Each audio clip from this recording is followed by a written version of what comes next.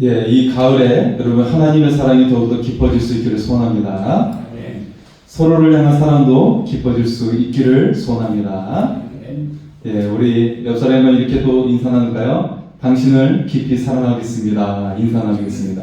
당신을 깊이 사랑하겠습니다. 네, 감사합니다. 네.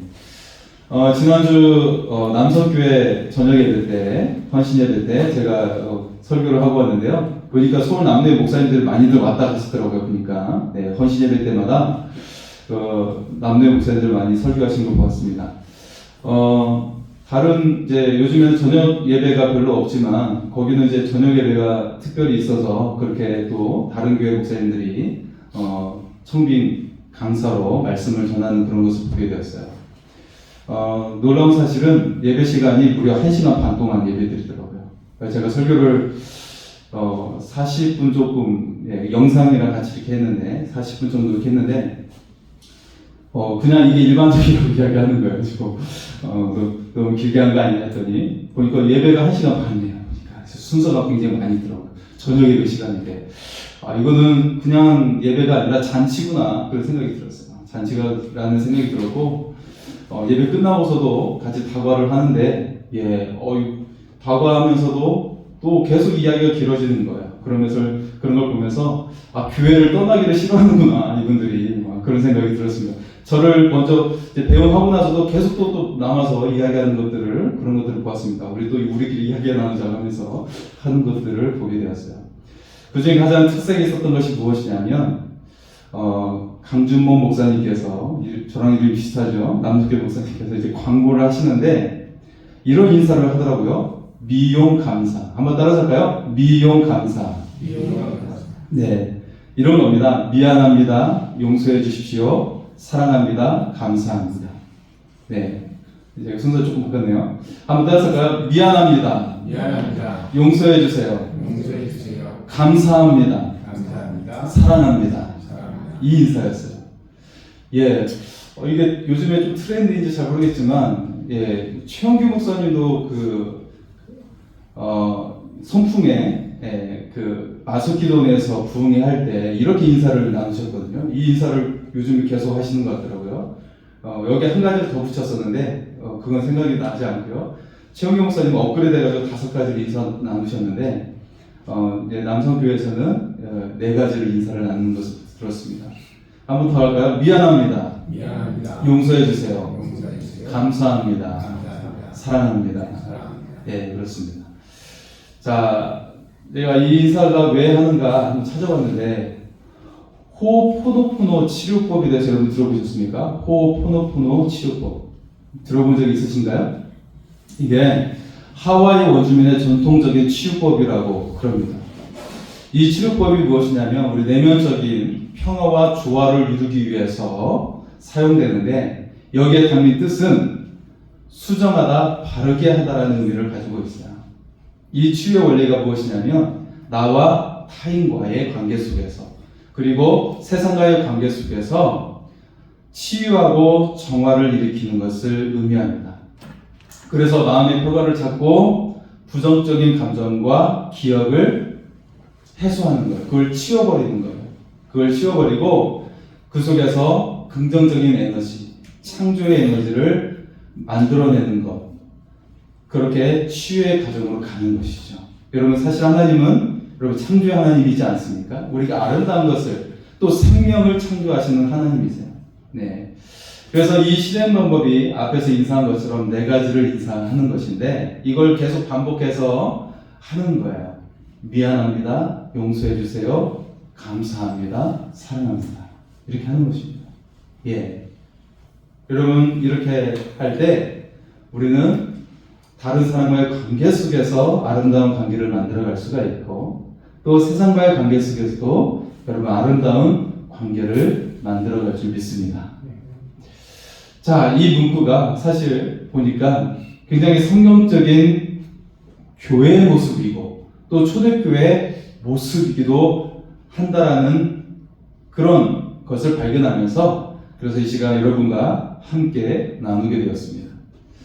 진정한 성령 받은 모습이 바로 이와 같은 모습이 되는 것이죠.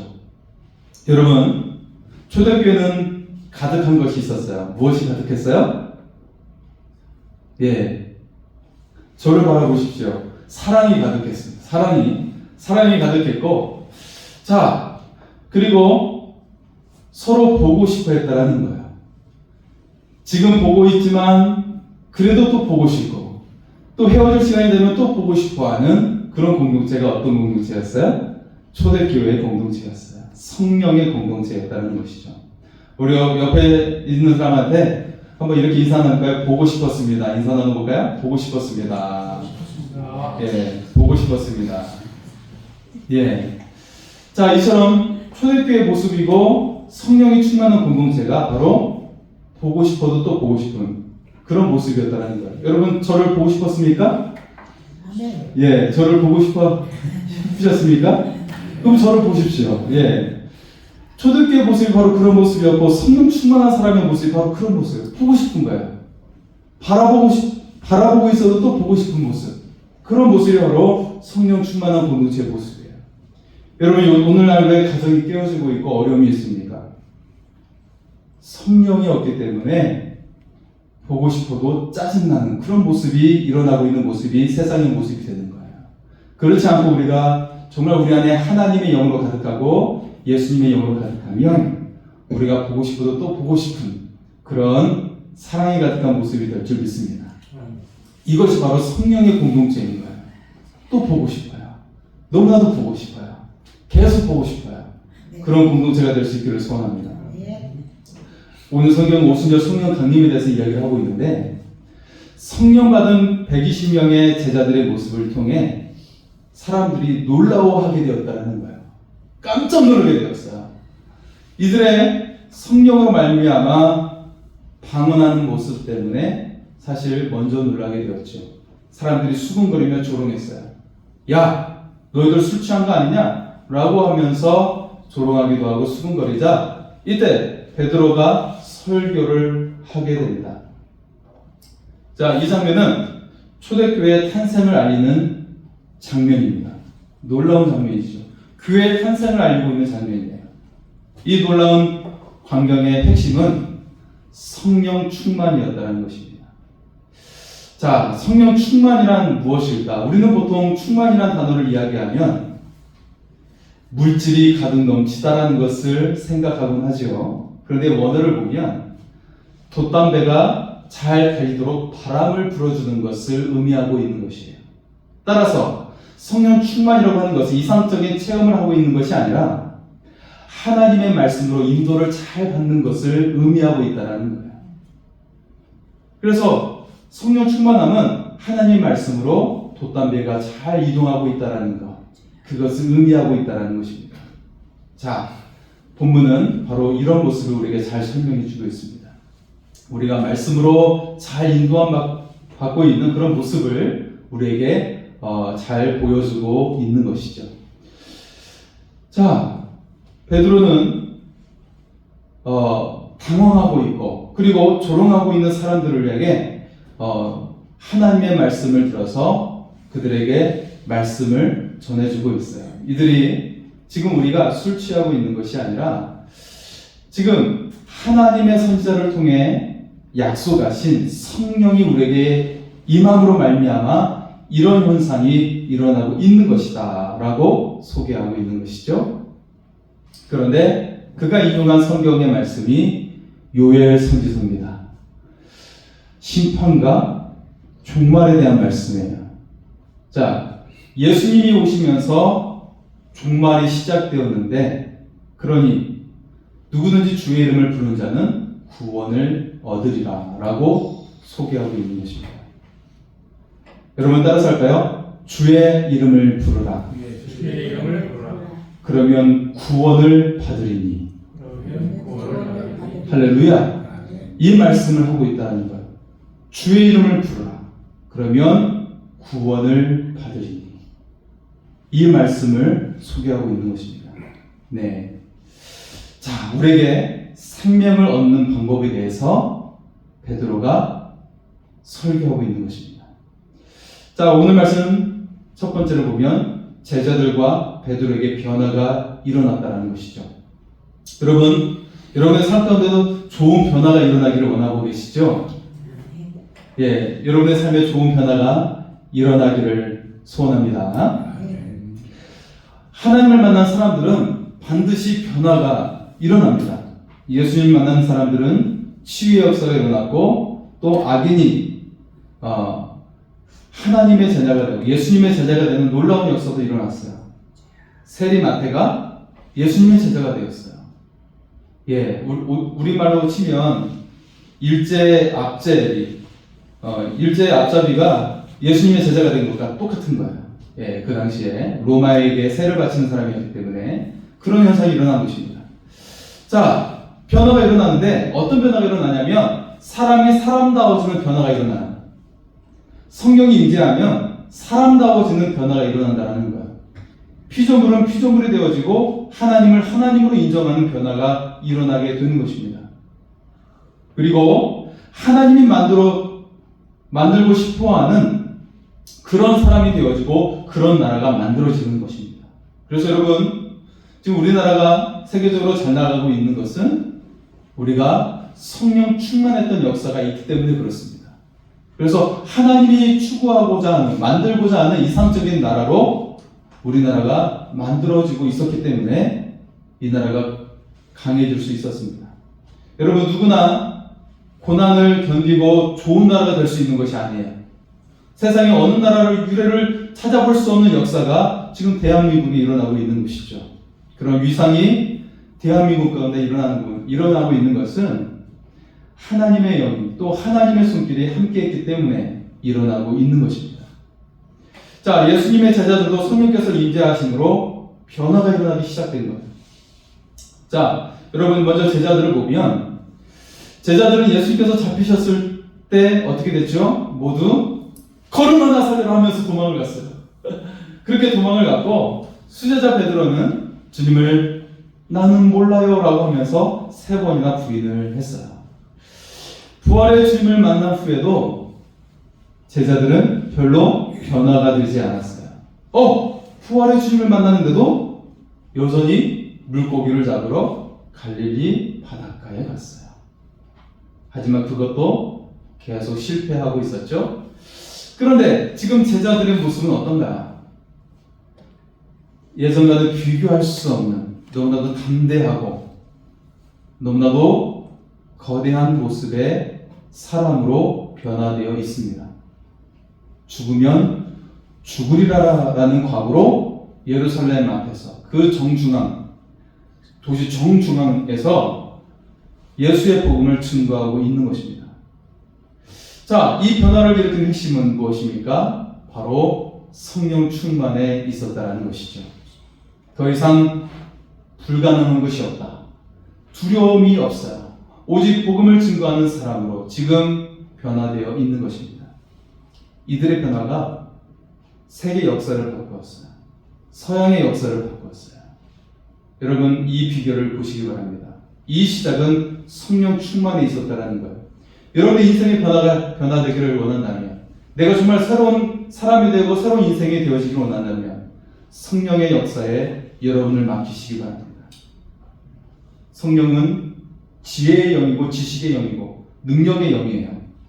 반드시 놀라운 역사가 여러분에게 일어나게 될 줄 믿습니다. 자, 그런데 이 성령 충만을 받게 된 비결이 무엇일까? 그들은 마가의 다락방에서 함께 모여 기도했을 때, 그 기간이 길지 않았어요, 여러분. 오순절은 6월절 이후에 50일 후에 있는 날입니다. 50일 후에 있는 날이에요. 그러니까 예수님이 부활하시고 40일 동안 다니시고 나서 너희는 예루살렘에서 기도하라라고 했기 때문에 예수님 승천하시고 나서 일주일밖에 안 됐어요. 일주일이 떠나시고 일주일밖에 안 된 기간 동안에 성령이 임한 거예요. 네. 여러분, 우리가 이제 곧 다니엘 기도회를 하지 않습니까? 여러분, 다니엘은 3주간의 기도인데 여러분 일주일만 모여서 한번 기도하십시오. 반드시 놀라운 역사가 일어날 줄 믿습니다. 베드로의 설교로 3,000명이 전도가 됐는데 여러분 능치 못할 일이 없게 될 줄 믿습니다.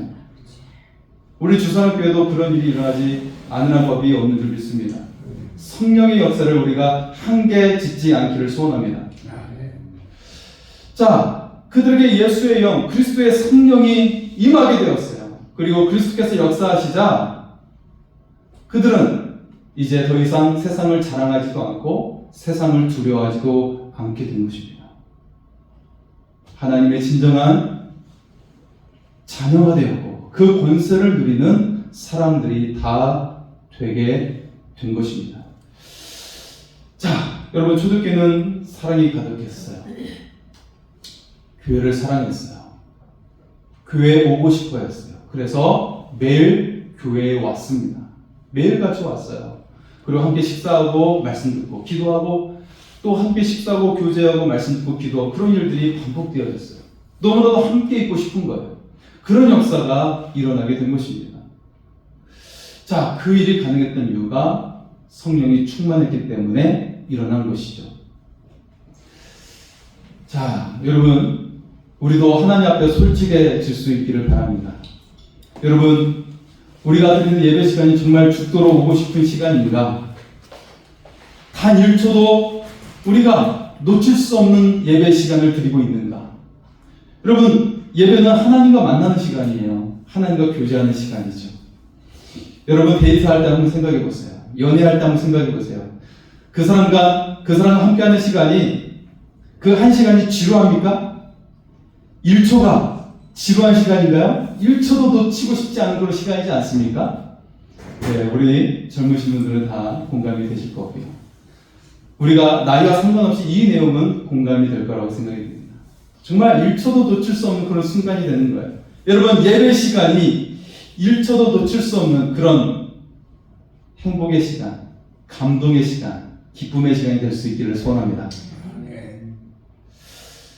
여러분 우리가 예배 시간 더불어 우리가 섬기는 시간도 마찬가지입니다. 우리가 주방을 섬기는 것도 마찬가지고요. 서로의 방식이 달라도 그걸 결코 말하지 마십시오. 말하지 말고 우리가 멀리서 음식 가져오느라 얼마나 고생이 많았느냐 이 말만 할 수 있기를 바랍니다. 네, 한번 따라서볼까요? 멀리서 음식 가져오시느니라 얼마나 고생이 많으셨습니까? 잘 먹어드리겠습니다. 너무 맛있습니다. 예, 2가지만 인사하세요. 너무 맛있습니다.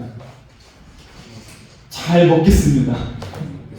이 2가지만 하십시오. 다른 거 하지 마세요. 다른 거 하지 마세요. 예. 자, 우리가 그렇게 인사할 수 있기를 바랍니다. 여러분, 하나님을 사랑하듯이 교회에 머무는 것을 즐거워하십시오. 여러분 하나님을 사랑하십니까? 네. 그렇다면 교회에 머무는 걸 즐거워하세요. 네. 그래서 왜 벌써 가냐고 더 있다라고 그런 마음이 우리 가운데 넘칠 수 있기를 바랍니다. 함께 있는 것이 정말 기쁨이요 행복이고 정말 연인의 손을 잡는 것처럼 그 시간이 그 순간이 정말 전율하는 시간 기쁨의 시간이 될 수 있기를 소원합니다. 네. 그러면서 우리는 떠날 때는 예수님을 사랑하고 교회를 사랑하고 예수님을 그 사랑을 전하는 그런 사람이 될 수 있기를 소원합니다. 서로의 발을 씻기는 마음이 있다면 우리는 정말 절대로 다른 사람을 지적할 수가 없어요. 그리고 우리는 다음과 같이 고백할 수 있다고 확신합니다. 따라서 할까요? 미용 감사. 예, 따라서 할까요? 미용 감사. 미안합니다. 용서해 주세요. 감사합니다. 사랑합니다. 네, 우리가 이 고백을 할 수 있기를 바랍니다. 예, 여러분 우리는 미안할 수 있어요. 왜냐하면 우리의 손짓 하나가 다른 사람에게는 오해를 줄 수가 있기 때문에 미안해 하는 거예요. 우리 용서를 구해야 됩니다. 예, 우리가 완벽하지 못하기 때문에 용서를 구해야 돼요.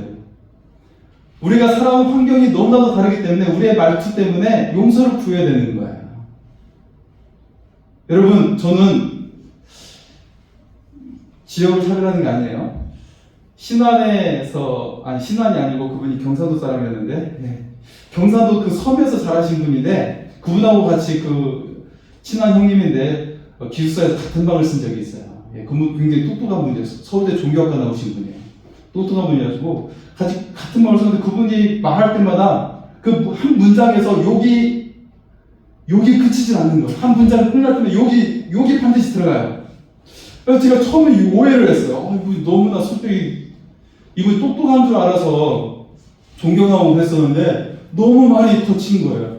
알고 봤더니 그분의 고향은 그 언어를 그냥 사용하신다는 거예요. 그래서 SS 쓰는 건 그냥 언어였다라는 거예요. 그냥 언어였다라는 거예요. 예. 그래서 저는 나중에 이해를 하게 됐습니다. 이해하게 되고 그냥 온전히 용납하고 받아들였습니다. 예. 아, 그분의 그냥 언어구나.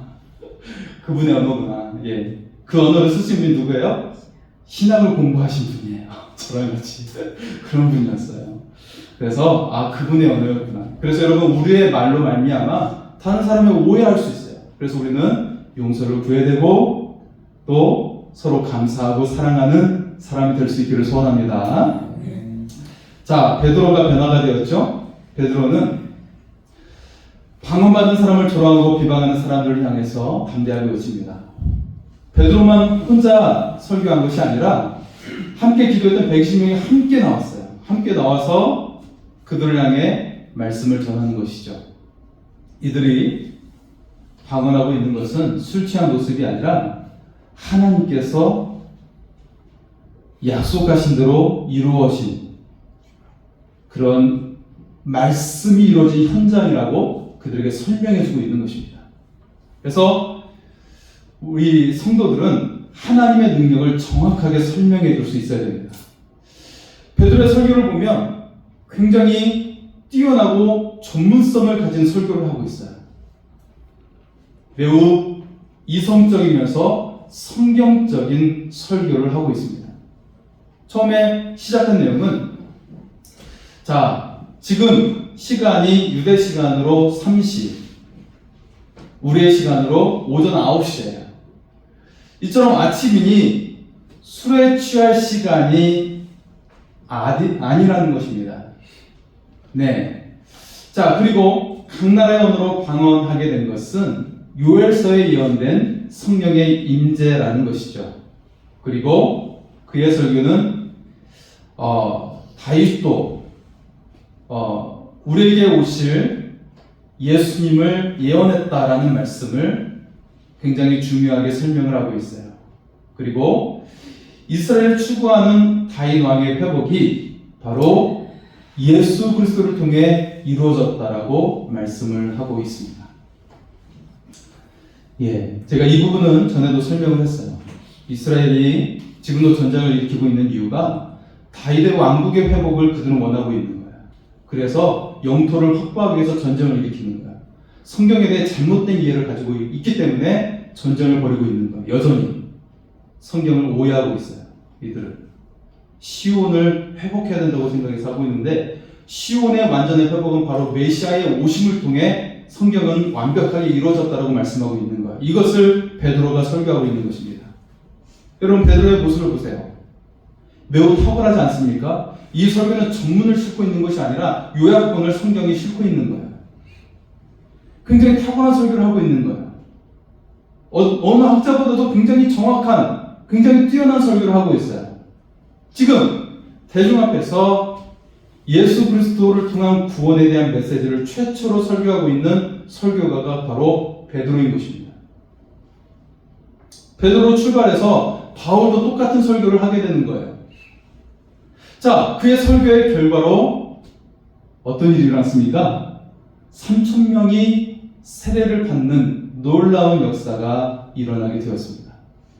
네, 교회가 탄생하는 순간이에요. 이 놀라운 변화가 어떻게 시작이 되었죠?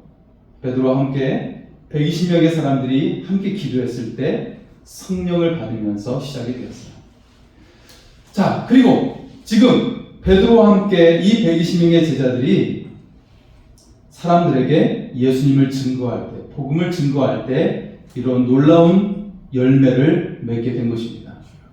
성령으로 함께 기도하고 복음을 전할 때 이 역사가 일어나게 된 거예요.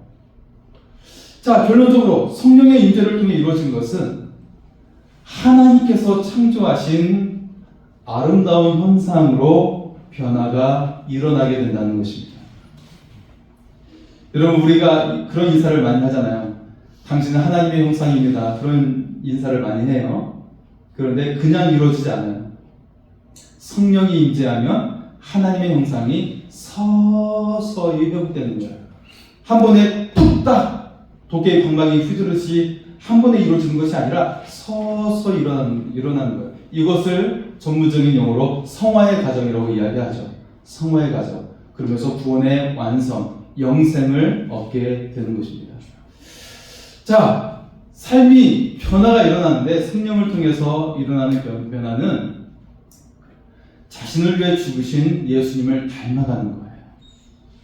그리고 예수님은 하나님과 우리의 사이를 화목하게 만들어 주시는 거예요. 그래서 기도의 응답이 잘 일어나게 됩니다. 성도들도 다툼이 있는 곳에 화평을 이루는 사람이 되는 거예요. 평화의 사람이 되는 것이죠. 그리고 복음을 전하기를 주저했던 성도들은 담대하게, 즐거워하면서 복음을 전하는 거예요. 이것을 전하지 않으면 견딜 수가 없는 사람이 되는 거예요. 여러분, 제가 예전에 예를 들었던 사람이 있었어요. 양재동에 우리 교단에 사랑의 교회가 있습니다. 양재동에. 거기에 한 청년이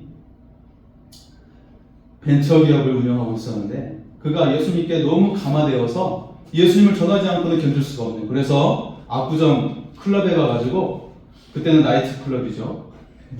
그 당시에는. 제가 이제 전도사 때 그분이 거기 계셨어요. 그분이 청년이었는데 그때 같은 노예이며 시찰이었습니다. 거기에서 이분 술을 절대 안 마셨어요. 이분은 절대 술을 마실 수 없는 사람, 마실 줄 모르는 사람이었어요. 그런데 클럽에 가가지고 사람들과 교제하면서 전도를 열심히 해가지고 그 교회 청년이 200명에 달하는, 200명이 넘고 거의 300명에 이른다라는 이야기를 듣게 되었어요. 네. 그렇게 젊은이들을 전도하기 위해서 그가, 비록 그 장소는 조금 엉뚱맞을지 모르겠지만 청년들이 모이는 공간이잖아요. 거기에 가서 본인은 술을 못 마시지만 그렇게 교제하면서 거기서 춤추고 그런 것이 아니라 예수님을 증거했다는 거예요. 그리고 200명이 넘는 사람들을 전도했어요. 여러분, 성령의 사람은 예수님을 전하지 않고서는 견딜 수 없는 거예요. 그런 사람이 되는 거예요. 여러분 안에 하나님의 형상이 회복되기를 원하십니까? 우리가 성령의 충만을 입을 수 있기를 소원합니다. 성령 충만하여 하나님의 형상이 우리 가운데 회복되어지고 생명의 역사가 일어날 수 있기를 소원합니다. 자, 그리고 오늘 말씀은 하나님께서 말씀대로 이루신다는 것입니다. 말씀대로 이루신다는 거예요. 베드로는 성령의 임재를 술 취한 사람으로 조롱하는 사람들에게 성경적으로 증명하고 있습니다. 자, 16절에서 18절의 말씀 한번 보겠습니다. 16절에서 18절입니다. 여러분 같이 읽겠습니다. 시작.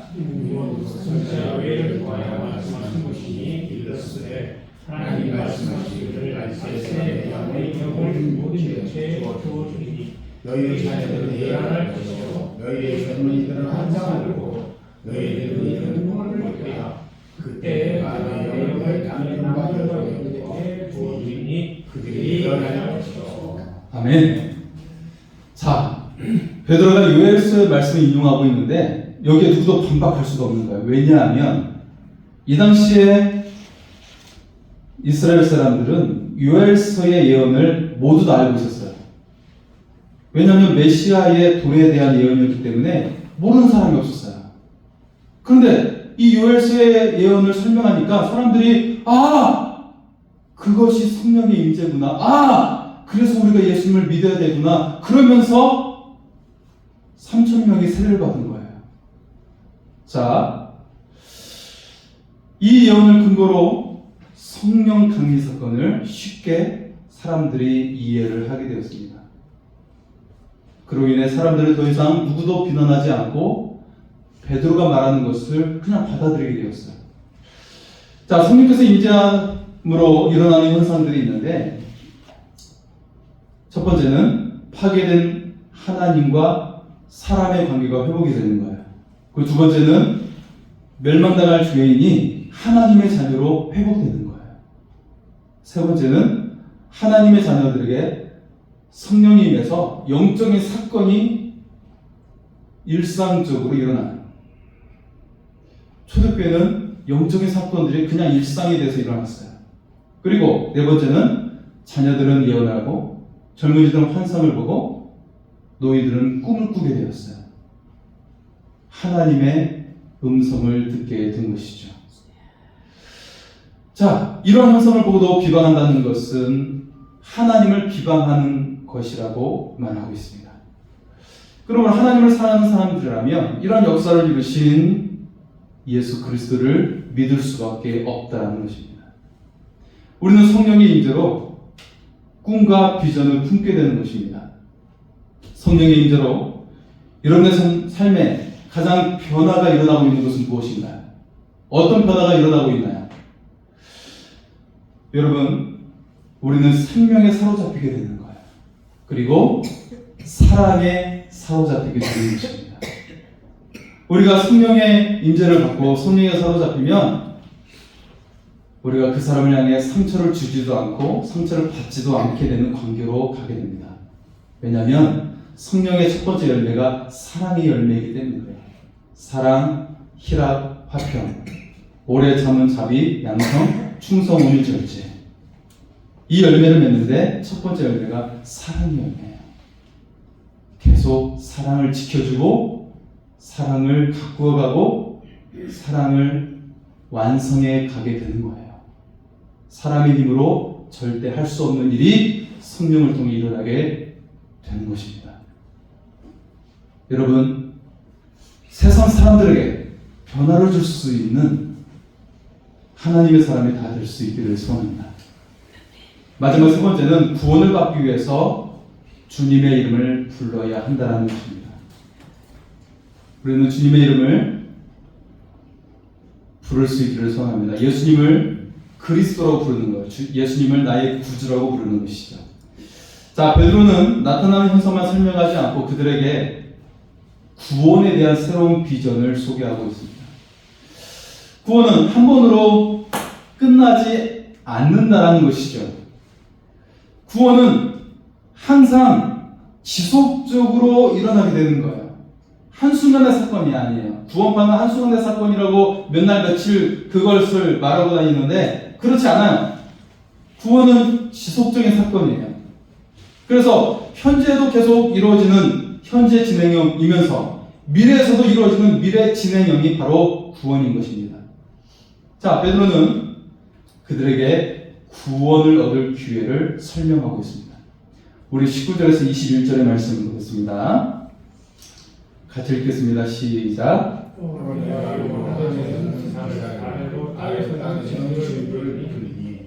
피와 물과 연기로다. 그리고 영원히 나기 전에 해가 어두워지고 달이 피가 되리라. 누구든지 눈을 내는 구원을 가지라 하였느니라. 아멘. 아멘. 자, 베드로는 장차 이루실 하나님의 구원에 대해서 소개를 하고 있습니다. 자, 이 요엘서의 예언을 보면 여러분 굉장히 두렵죠? 아, 이게 종말의 때가 아니야? 예. 어떻게 해가 어두워지고 달이 피가 될까? 그런 생각이 들 거예요. 자, 이 구원은 하나님께서 믿는 사람들에게 이것을 주신다라고 말씀을 하고 있는데요. 비방하는 사람들은 지금까지 전혀 알지 못했습니다. 이제 장차 이루어질 구원에 대해서 그 구원의 기회를 놓치지 말라고 베드로가 그들에게 당부하고 있어요. 자, 어떤 일을 소개하고 있습니까? 베드로는 하나님의 심판이 하늘에서부터 땅에까지 이루어지게 된다고 말씀하고 있어요. 전 우주적으로 일어나게 된다고 말씀하고 있습니다. 그리고 말세가 언제 시작되는지를 가늠할 수 있는 단서를 우리에게 주고 있습니다. 제공해 주고 있어요. 해가 변하여 어두워지고 달이 변하여 피가 되리라. 여러분, 이 말씀이 언제를 말하고 있는 것일까요? 언제 일어났죠? 이미 일어났어요. 이 부분이. 언제 일어났습니까? 예수님께서 십자가에 달려 돌아가시는 날, 우리 시간으로 낮 3시 무렵, 해가 어두워지고 달은 핏빛이 되었어요. 예수님께서 그 피 흘림이 반사가 된 것을 의미하고 있는 것이죠. 그것을 설명하고 있는 것입니다. 그래서 말세는 예수님께서 죽으심을 당한 때부터 시작이 되었다라는 것을 말해주고 있습니다. 이어서 주의 크고 영원한 날이 이르기 전에 라고 말씀하고 있죠. 예수 그리스도는 하나님의 아들이시며 아직 기회가 있을 때 그를 영접하라고 권고하고 있는 것입니다. 지금 너희가 아직 기회가 있을 때 그를 받아들여라. 주의 이름을 부르라. 라고 말씀하고 있는 것입니다. 여러분, 성령난의 사건은 구원의 예언의 성취입니다. 그리고 마지막 때에 이루어질 심판이 우리에게 남아 있는데요. 모든 시대의 사람들이 구원받을 유일한 방법이 단 한 가지가 있어요. 그것은 주의 이름을 부르는 자는 구원을 받게 된다는 사실입니다. 마지막 날이 임박하면 사람들은 두려움에 사로잡히게 돼요. 여러분, 혹시 2000년대 이후에 태어난 사람 말고 이전에 태어난 사람들은 여러분 다 관심 갖지 않았습니까? 1999년도 12월 31일 날 세상이 끝날까봐 관심 갖지 않았습니까? 노스트라다무스의 예언처럼 네, 저만 관심을 가졌나요? 네. 많은 사람들이 세상이 끝날까봐 그것 때문에 두려움을 사로잡힐 때가 있어요. 그런데 여러분, 누구나 종말을 맞이하게 됩니다. 네, 누구나 예기치 않는 종말을 맞이할 때가 있어요. 세상을 떠나야 할 때가 있다라는 것이죠. 그렇지만 주의 이름을 부르는 자는 두려움이 없다라는 것입니다. 저도 많은 임종 예배를 드렸고 저희 어머니 임종도 제가 지켜봤어요. 주의 이름을 부르는 자는 두려움이 없습니다. 담대합니다. 평안합니다. 해처럼 빛납니다. 저는 어머니 얼굴에 해처럼 빛나는 것을 보았어요. 여러분, 종말을 맞이할 때 두려워하지 마시기 바랍니다. 주의 이름으로 부름으로 말미암아 생명의 확신을 가지시고 평안을 얻으시기를 축복합니다. 예수님을 구주로 고백하는 우리에게 심판에서 제외되는 은혜가 주어졌어요. 예수님을 믿는 사람들 최고의 심판을 벗어나는 은혜가 주어졌어요. 하지만 예수님이 없는 사람은 최후의 심판도 남아있지만 그들은 또한 이 세상을 살아가면서도 이미 심판이 주어진 거예요. 오늘과 미래의 두려움 속에 살기 때문에 심판이 임했어요. 또 하나님 없이 영적 고아로 살기 때문에 심판 속에 살고 있는 거예요. 그들에게는 영적인 부모가 없어요. 그를 보호해주는 사람이 없어요. 성령의 역사가 우리에게도 임하기를 소원합니다. 지금 체면 때문에 자신감이 없어서 망설였다면 이제는 담대하게 그 생명을 전할 수 있기를 소원합니다. 죽어가는 영혼을 향해 여러분 무엇을 전해야 하는 것입니까? 주의 이름을 부르는 자는 구원을 받으리라. 이것을 전해야 됩니다. 성령이 임하는 사람, 그래서 하나님의 자녀가 된 사람들은 입술을 열어서 무엇을 말하는 사람이 되는 것입니까? 주의 이름을 부르는 자는 구원을 받으리라. 오늘 베드로와 그리고 120명의 제자들처럼 우리는 함께 모여서 이 생명을 전하는 일을 우리가 담대히 할 수 있기를 소원합니다. 또한 여러분 곁에 다가오는 사람이라면 누구든지 담대하게 이 생명을 전할 수 있기를 소원합니다. 생명의 소리, 구원의 소리를 낼 수 있기를 소원합니다. 주의 이름을 부르는 자는 구원을 얻으리라. 오늘 숨질지도 모르는 사람들에게 이 생명의 소리를 우리가 전해줄 수 있기를 소원합니다. 하나님의 은혜가 여러분과 함께 있기를 소원합니다. 우리 같이 찬양하고 나아가겠습니다.